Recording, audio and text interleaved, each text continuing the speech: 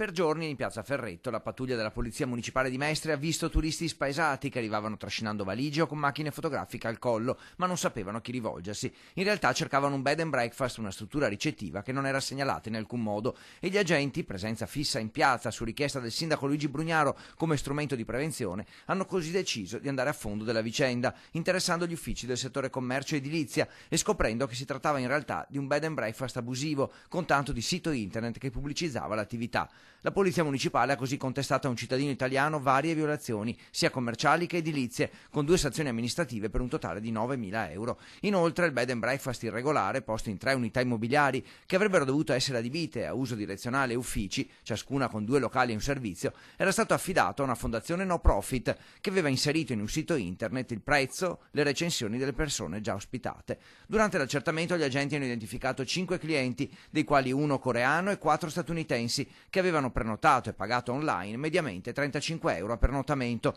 Quello dei bed and breakfast irregolari è un fenomeno molto diffuso a Venezia, ma anche in terraferma, specie a Mestre, e i controlli sono un'attività complessa perché è molto difficile convincere i turisti a dichiarare di aver pagato la stanza, in modo particolare quando si ha a che fare con gestori cinesi. I controlli nel caso di Piazza Ferretto ora saranno approfonditi con il possibile intervento della Guardia di Finanza.